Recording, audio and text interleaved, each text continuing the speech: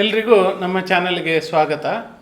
ಇವತ್ತು ನಾವು ವಿಡಿಯೋದಲ್ಲಿ ಪ್ರಮುಖವಾಗಿ 3 ನಕ್ಷತ್ರಗಳ ಬಗ್ಗೆ ತಿಳ್ಕೊಳ್ಳೋಣ.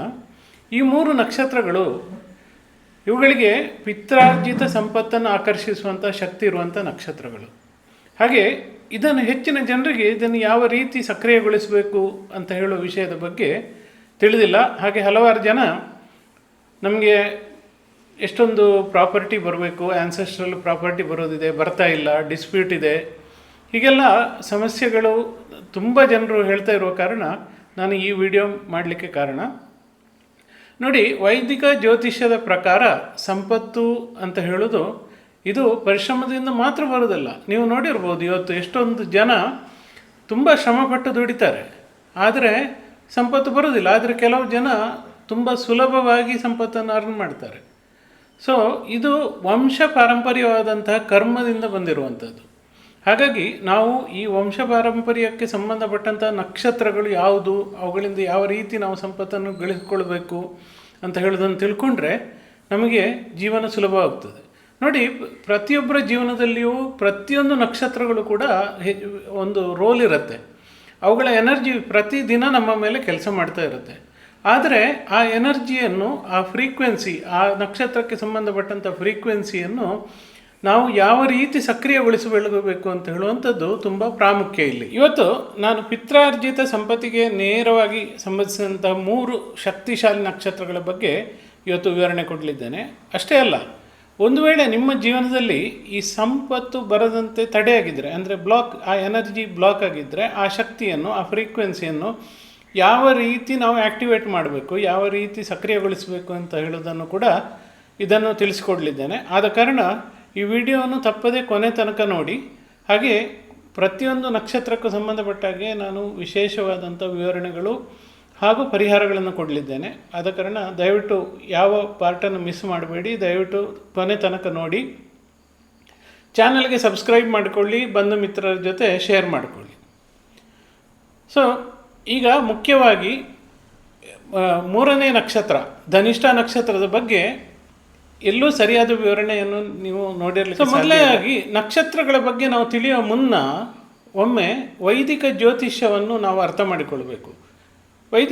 ವೈದಿಕ ಜ್ಯೋತಿಷ್ಯದ ಪ್ರಕಾರ 3 ಮೂಲಗಳಿಂದ ನಾವು ಸಂಪತ್ತನ್ನು ಗಳಿಸ್ಬೋದು. ಒಂದನೇದಾಗಿ ಸ್ವಯಾರ್ಜಿತ, ನೀವು ಸ್ವಂತ ಕಷ್ಟದಿಂದ ಗಳಿಸಿದಂಥ, ನಿಮ್ಮ ಸ್ವಂತ ಪರಿಶ್ರಮದಿಂದ ಗಳಿಸಿದಂಥ ಸಂಪತ್ತು. ಎರಡನೇದಾಗಿ ನಿಮಗೆ ಅದೃಷ್ಟದಿಂದ ಬಂದಿರುವಂಥ ಸಂಪತ್ತು. ಮೂರನೇದಾಗಿ ಪಿತ್ರಾರ್ಜಿತವಾಗಿ ನಿಮ್ಮ ಪೂರ್ವಜರಿಂದ ಬಂದಿರುವಂತಹ, ನಿಮಗಾಗಿ ಬಿಟ್ಟು ಹೋಗಿರುವಂಥ ಆಸ್ತಿ ಸಂಪತ್ತು ಏನಿರ್ತದೆ ಅದು. ಈ 3 ರೀತಿಯ ಒಂದು ಸಂಪತ್ತಿನ ಒಂದು ವಿಂಗಡಣೆ ಇರ್ತದೆ. ನಿಮ್ಮ ಪಿತೃಶಕ್ತಿ ಅಥವಾ ನಿಮ್ಮ ಪಿತೃಗಳಿಗೆ ಸಂಬಂಧಪಟ್ಟಂತಹ ಶಕ್ತಿ ನಿಮ್ಮಲ್ಲಿ ಬ್ಲಾಕ್ ಆಗಿದ್ದರೆ, ನಿಮ್ಮ ಕುಟುಂಬದಲ್ಲಿ ಎಷ್ಟು ಆಸ್ತಿ ಇದ್ದರೂ ಅದು ನಿಮಗೆ ಸಿಗೋದಿಲ್ಲ. ಸೊ ಹೆಚ್ಚಿನ ಜನರು ನಮ್ಮಲ್ಲಿ ಬರುವವರು ಈ ಥರದ ಒಂದು ಗುಣಲಕ್ಷಣಗಳನ್ನು ಹೊಂದಿರ್ತಾರೆ. ಅವ್ರು ಏನು ಹೇಳ್ತಾರೆ, ನಮ್ಮ ಆಸ್ತಿ ವಿಚಾರದಲ್ಲಿ, ಆಸ್ತಿ ಕೋರ್ಟಿನಲ್ಲಿದೆ, ಕೋರ್ಟ್ ಕಚೇರಿ ಅಲದಾಟ ತುಂಬ ಆಗ್ತಾಯಿದೆ, ಅಥವಾ ಅಪಾರ ಹಠಾತ್ತಾಗಿ ಸಡನ್ನಾಗಿ ಧನ ನಷ್ಟವಾಗ್ತದೆ, ವಂಶ ಪಾರಂಪರ್ಯವಾಗಿ ಬರಬೇಕಾದಂಥ ಆಸ್ತಿ ಬರ್ತಾ ಇಲ್ಲ, ತುಂಬ ಡಿಲೇ ಆಗ್ತಾಯಿದೆ, ಕೋರ್ಟಲ್ಲಿ ಇತ್ಯರ್ಥ ಆಗ್ತಾಯಿಲ್ಲ, ಅಥವಾ ಈ ಪಾಲು ವ್ಯವಹಾರಿಕೆಗೆ ಜನರು ಒಪ್ಪೋದಿಲ್ಲ. ಇಂತಹ ಎಲ್ಲ ಕಷ್ಟಗಳನ್ನು ಜನ ಫೇಸ್ ಮಾಡ್ತಾ ಇರ್ತಾರೆ. ಇಲ್ಲಿ ನಕ್ಷತ್ರಗಳ ಒಂದು ಶಕ್ತಿ ಅಥವಾ ಫ್ರೀಕ್ವೆನ್ಸಿ, ಅವುಗಳದ್ದು ಪ್ರಮುಖ ಪಾತ್ರವಿದೆ. ಯಾಕೆಂದರೆ ಅವು ನಿಮ್ಮ ಮತ್ತು ನಿಮ್ಮ ಪೂರ್ವಜರ ಶಕ್ತಿ, ಅದು DNA ಅಂತ ನಾವೇನು ಹೇಳ್ತೀವಿ, ಅಥವಾ ನಿಮ್ಮ ಪೂರ್ವಜರಿಗೆ ಸಂಬಂಧಪಟ್ಟಂಥ ಎನರ್ಜಿಗಳು, ಶಕ್ತಿಗಳು ಇದನ್ನು ಬ್ಲಾಕ್ ಮಾಡ್ತಾ ಇರ್ತವೆ. ಈಗ ಮೊದಲನೇದಾಗಿ ನಾವು ರೋಹಿಣಿ ನಕ್ಷತ್ರದ ಬಗ್ಗೆ ನೋಡೋಣ. ಈ ರೋಹಿಣಿ ನಕ್ಷತ್ರ ಅಂತ ಹೇಳುವಂಥದ್ದು ತುಂಬ ಫಲವತ್ತಾದಂತಹ ನಕ್ಷತ್ರ, ರೋಹಣ ಶಕ್ತಿ ಇರುವಂಥ ನಕ್ಷತ್ರ. ಇದರ ಅಧಿಪತಿ ಚಂದ್ರ. ಇದು ಸೃಷ್ಟಿ ಮತ್ತು ಸಮೃದ್ಧಿ ಸೂಚಿಸುವಂತಹ ಒಂದು ನಕ್ಷತ್ರ.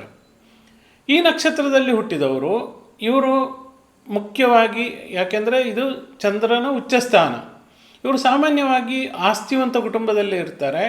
ಭೂಮಿ, ಐಷಾರಾಮಿ ಜೀವನ ಇವರಿಗೆ ಸಹಜವಾಗಿ ಒಲಿತದೆ. ಹೆಚ್ಚಾಗಿ ನೀವು ನೋಡಿರ್ಬೋದು, ಫಿಲ್ಮ್ ಸ್ಟಾರ್ಗಳಾಗಿರಲಿ ಅಥವಾ ಪೊಲಿಟಿಷಿಯನ್ಸ್ ಆಗಿರಲಿ, ಅವರಿಗೆ ರೋಹಿಣಿ ನಕ್ಷತ್ರ ಹೆಚ್ಚಾಗಿರ್ತದೆ. ಸೊ ರೋಹಿಣಿ ನಕ್ಷತ್ರ ಬ್ಲಾಕ್ ಆಗಿರಲು ಒಂದು ಕಾರಣ ಏನು ಅಂತ ಹೇಳಿದರೆ ತಾಯಿಯ ಶಾಪ ಅಂತ ಹೇಳ್ತಾರೆ, ಅಥವಾ ತಾಯಿಯ ಜೊತೆ ಸಂಬಂಧ ಚೆನ್ನಾಗಿಲ್ಲದಿದ್ದರೆ, ಅಥವಾ ತಾಯಿಯ ಜೊತೆ ಜಗಳಗಳಾಗಿದ್ದರೆ, ಅಥವಾ ತಾಯಿಯ ಮನೆಯವರ ಜೊತೆ ಜಗಳಗಳಾಗಿದ್ದರೆ, ಈ ಸಂದರ್ಭದಲ್ಲಿ ಈ ರೋಹಿಣಿ ನಕ್ಷತ್ರದ ಎನರ್ಜಿ ಏನಿರ್ತದೆ ಅದು ಬ್ಲಾಕ್ ಆಗಿರ್ತದೆ. ಆದ ಕಾರಣ ರೋಹಿಣಿ ನಕ್ಷತ್ರ ಪರಂಪರೆ ಮತ್ತು ಭಾವನಾತ್ಮಕ ಒಂದು ಸ್ಥಿರತೆ ಅಥವಾ ಸ್ಟೆಬಿಲಿಟಿ ಏನಿದೆ ಅದಕ್ಕೆ ಸಂಬಂಧಪಟ್ಟಂತಹ ಒಂದು ನಕ್ಷತ್ರ. ಹಾಗಾಗಿ ತಾಯಿಯೊಂದಿಗೆ ಅಥವಾ ತಾಯಿಯ ಕಡೆ ಸಂಬಂಧಿಕರೊಟ್ಟಿಗೆ ಯಾವುದೇ ರೀತಿಯಲ್ಲಿ ವಿರೋಧವಿದ್ದರೆ ಈ ರೀತಿಯ ಆಸ್ತಿ ಯಾವುದು ಬರೋದಿದೆ ಅದು ಬರಲ್ಲ. ಹಾಗಾಗಿ ಇದನ್ನು ನೀವು ಸಕ್ರಿಯಗೊಳಿಸಬೇಕಾದರೆ, ಈ ಎನರ್ಜಿಯನ್ನು ಆ್ಯಕ್ಟಿವೇಟ್ ಮಾಡಬೇಕಾದ್ರೆ ಮೊದಲನೇದಾಗಿ ನೀವು ತಾಯಿಯನ್ನು ಗೌರವಿಸಬೇಕು ಮತ್ತು ಅವರ ಜೊತೆಗಿರುವ ಸಂಬಂಧ ಏನಿದೆ ಅದನ್ನು ಸುಧಾರಿಸಿಕೊಳ್ಳಬೇಕು. ಅದೇ ರೀತಿ ಶುಕ್ರವಾರದ ದಿನದಂದು ಹಾಲು ಅಥವಾ ಅಕ್ಕಿಯಂತಹ ಬಿಳಿ ಪದಾರ್ಥಗಳನ್ನು ದಾನ ಮಾಡಬೇಕು, ಅಥವಾ ಅದರಿಂದ ಪಾಯಸ ಇಂಥದ್ದನ್ನು ಮಾಡಿ ಅನ್ನದಾನ ಮಾಡುವಂಥದ್ದು ಬಹಳ ಶ್ರೇಷ್ಠ. ಅದೇ ರೀತಿ ದುರ್ಗಾ ಸಾಧನೆ ಅಥವಾ ಶುಕ್ರವಾರ ದಿವಸ ಒಂದು ಮುತ್ತೈದೆಯರಿಗೆ ವಸ್ತ್ರದಾನ ಮಾಡುವಂಥದ್ದು, ಹಣ್ಣು ಹಂಪಲುಗಳನ್ನು ದಾನ ಮಾಡೋದರಿಂದ, ರೆಗ್ಯುಲರ್ ಆಗಿ ಮಾಡೋದರಿಂದ ಈ ಒಂದು ಎನರ್ಜಿ ಬ್ಲಾಕ್ ಆದಂಥ ಎನರ್ಜಿ ಏನಿದೆ ಅದನ್ನು ನೀವು ಸಕ್ರಿಯಗೊಳಿಸಿಕೊಳ್ಳಬಹುದು. ಸೊ ಎರಡನೆಯ ನಕ್ಷತ್ರ ಮಘ ನಕ್ಷತ್ರ. ಈ ನಕ್ಷತ್ರ ಡೈರೆಕ್ಟಾಗಿ ಪಿತೃಗಳಿಗೆ ಸಂಬಂಧಪಟ್ಟಂಥ ನಕ್ಷತ್ರ. ಇದರ ಅಧಿದೇವತೆ ಪಿತೃದೇವತೆಗಳು. ಈ ನಕ್ಷತ್ರ ಪಿತ್ರಾರ್ಜಿತ ಆಸ್ತಿಗೆ ಸಂಬಂಧವಾದಂಥ ನೇರವಾದಂಥ ನಕ್ಷತ್ರ. ಈ ನಕ್ಷತ್ರದಲ್ಲಿ ಹುಟ್ಟಿದವರು ಇವರಿಗೆ ರಾಜವಂಶದ ಹಾಗೂ ಅಧಿಕಾರ ಇದರ ಘನತೆ ತುಂಬ ಇರ್ತದೆ. ಹಾಗೆ ಪೂರ್ವಜರ ಆಶೀರ್ವಾದ ಮತ್ತು ರಕ್ಷೆ ಇವರಿಗೆ ಇರ್ತದೆ ಅಂತ ಹೇಳೋದು ಈ ನಕ್ಷತ್ರದ ವಿಶೇಷತೆ. ಹಾಗೆ ಪಿತೃಗಳ ಶಕ್ತಿ ಇರುವಂತಹ ನಕ್ಷತ್ರ ಮಘ ನಕ್ಷತ್ರ. ಒಂದು ರಾಜ ಸಿಂಹಾಸನವನ್ನು ಕೊಡುವಂಥ ನಕ್ಷತ್ರ ಅಂತ ನಾವು ಹೇಳ್ತೇವೆ. ಹಾಗಾಗಿ ಪೂರ್ವಜರನ್ನು ಅಥವಾ ಹಿರಿಯರನ್ನು ಅಲಕ್ಷಿಸಿದರೆ, ಅಥವಾ ಜಾತಕದಲ್ಲಿ ಪಿತೃದೋಷಗಳಿದ್ದರೆ, ಈ ಜಾತಕದವರಿಗೆ ಅಥವಾ ಯಾರಿಗಾದರೂ ಕೂಡ ಈ ನಕ್ಷತ್ರದ ಎನರ್ಜಿ ಬ್ಲಾಕ್ ಆಗಿದ್ದಲ್ಲಿ ಪೂರ್ವಜರಿಂದ ಬರಬೇಕಾದಂಥ ಆಸ್ತಿಗಳು ಬರೋದಿಲ್ಲ. ಇದರ ಬಗ್ಗೆ ತುಂಬ ಆಸ್ತಿಗಳ ಬಗ್ಗೆ ಡಿಸ್ಪ್ಯೂಟ್ ಇರುವಂಥದ್ದು, ಅಥವಾ ಇನ್ನೊಬ್ಬರು ಕಬಳಿಸುವಂಥದ್ದು, ಅಥವಾ ತುಂಬ ಸಮಸ್ಯೆಗಳು ಆಸ್ತಿಯ ಮೂಲದಿಂದ ಬರುವಂಥದ್ದು, ಅಥವಾ ಹಿರಿಯರ ಕನಸು ಬೀಳುವಂಥದ್ದು ಹಾಗೂ ತೊಂದರೆಗೊಳಗಾಗುವಂಥದ್ದು, ಆರೋಗ್ಯ ಸಮಸ್ಯೆಗಳು ಬರುವಂಥದ್ದು, ಇಂಥ ಸಮಸ್ಯೆಗಳನ್ನು ನಾವು ಕಾಣಬಹುದು. ಇದನ್ನು ಈ ಮಘ ನಕ್ಷತ್ರದ ಒಂದು ಎನರ್ಜಿಯನ್ನು ನಾವು ಸಕ್ರಿಯಗೊಳಿಸಬೇಕಾದರೆ ಅಮಾವಾಸ್ಯೆಯೆಂದು ಪಿತೃಗಳ ಹೆಸರಲ್ಲಿ ದೀಪ ಹಚ್ಚುವಂಥದ್ದು, ಹಾಗೆ ಓಂ ಪಿತೃದೇವಾಯ ನಮಃ ಅಂತ ಮಂತ್ರವನ್ನು 108 ಬಾರಿ ಜಪಿಸುವಂಥದ್ದು, ಅಮಾವಾಸ್ಯೆಯ ದಿವಸ ಅಥವಾ ಪಿತೃಪಕ್ಷದ ಅಮಾವಾಸ್ಯೆಯಂದು ಅನ್ನದಾನ ಮಾಡುವಂಥದ್ದು, ಅಥವಾ ಕಾಗೆಗಳಿಗೆ ಅಥವಾ ಕಪ್ಪು ಬಣ್ಣದ ಹಸುವಿಗೆ ಏನಾದರೂ ಮಧ್ಯಾಹ್ನದ ಹೊತ್ತಲ್ಲಿ ತಿನ್ನಲು ಕೊಡುವಂಥದ್ದು, ಇಂಥದ್ದು ಬಹಳ ವಿಶೇಷ. ಹಿರಿಯರನ್ನು ಗೌರವಿಸಬೇಕು ಮತ್ತು ಪೂರ್ವಜರ ಮನೆಗಳಿಗೆ ನೀವು ಭೇಟಿ ನೀಡಬೇಕು.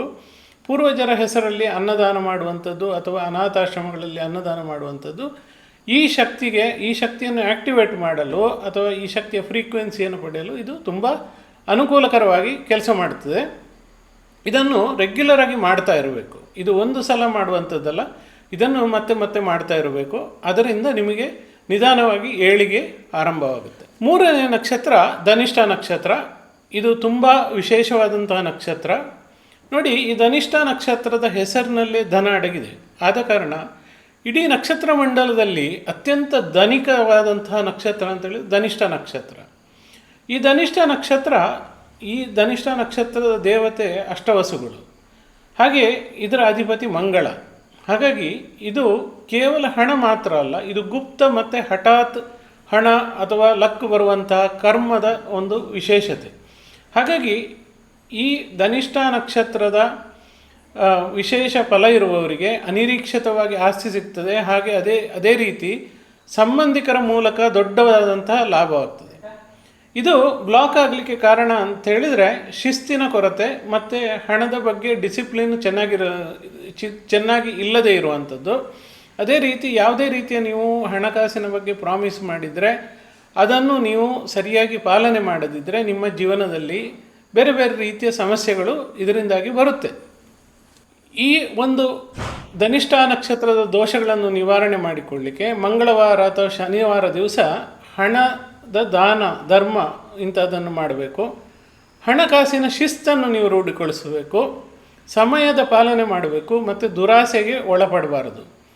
ಧನಿಷ್ಠ ನಕ್ಷತ್ರ ರಿದಮ್ ಅಂತ ಹೇಳ್ತೇವೆ, ಲಯಕ್ಕೆ ಸಂಬಂಧಪಟ್ಟಂಥದ್ದು. ಹಾಗಾಗಿ ನೀವು ತುಂಬ ಸಂಗೀತ ಕೇಳುವಂಥದ್ದು ಅಥವಾ ನೃತ್ಯ ಮಾಡುವಂಥದ್ದು, ನೃತ್ಯ ನೋಡುವಂಥದ್ದು ಕೂಡ ಹೆಚ್ಚಿನ ಶಕ್ತಿಯನ್ನು ಈ ಧನಿಷ್ಠ ನಕ್ಷತ್ರದವರಿಗೆ ಕೊಡುತ್ತೆ.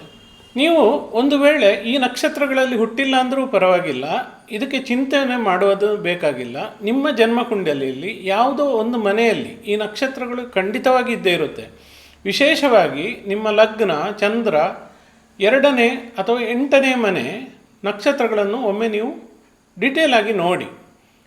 ಹಾಗೆ ಪಿತ್ರಾರ್ಜಿತ ಸಂಪತ್ತು ಎನ್ನುವುದು ಖಾಲಿ ಒಂದು ಸ್ಥಾನಕ್ಕೆ ಸೀಮಿತ ಆಗಿಲ್ಲ, ಅದು ಇಡೀ ಕುಂಡಲಿಯ ಒಂದು ಮಾದರಿ, ಒಂದು ಪ್ಯಾಟರ್ನ್ ಇರುತ್ತೆ. ಅದರಲ್ಲಿ ಪ್ರತಿಯೊಬ್ಬರಿಗೂ ಕೂಡ ಈ ಎನರ್ಜಿ ಅನ್ವಯ ಆಗುತ್ತೆ. ಆದರೆ ಅದು ನಿಮ್ಮ ಜಾತಕದಲ್ಲಿ ಯಾವ ಮನೆಯಲ್ಲಿ ಈ ನಕ್ಷತ್ರಗಳು ಬರುತ್ತೆ ಅಂತ ಹೇಳುವಂಥದ್ದು ತುಂಬ ಪ್ರಾಮುಖ್ಯ. ತಾಯಿ ಕಡೆ ಮತ್ತು ಭಾವನಾತ್ಮಕ ಸಂಪತ್ತನ್ನು ಸೂಚಿಸುವಂಥದ್ದು. ಮಗ ನಕ್ಷತ್ರ ಪಿತೃಗಳ ಆಶೀರ್ವಾದ ಮತ್ತು ಪರಂಪರೆಯ ಸಂಪತ್ತನ್ನು ಸೂಚಿಸುವಂಥದ್ದು. ಅದೇ ರೀತಿ ಧನಿಷ್ಠ ನಕ್ಷತ್ರ ಸಮಯ ಮತ್ತು ಕರ್ಮದ ಮೂಲಕ ಬರುವಂತಹ ಒಂದು ಸೀಕ್ರೆಟ್ ವೆಲ್ತ್ ಅಂತ ಹೇಳ್ತೀವಿ, ಅಂದರೆ ಗುಪ್ತ ಸಂಪತ್ತನ್ನು ಸೂಚಿಸುವಂಥದ್ದು. ಈ ಶಕ್ತಿಗಳನ್ನು ನೀವು ಸರಿಯಾಗಿ ಸಕ್ರಿಯಗೊಳಿಸಿದರೆ, ಆ್ಯಕ್ಟಿವೇಟ್ ಮಾಡಿಕೊಂಡ್ರೆ ನಿಮಗೆ ಸಿಗಬೇಕಾದ ಆಸ್ತಿ ಅಥವಾ ಸಂಪತ್ತು ಅದರಷ್ಟಕ್ಕೆ ಹರಿದು ಬರುತ್ತೆ.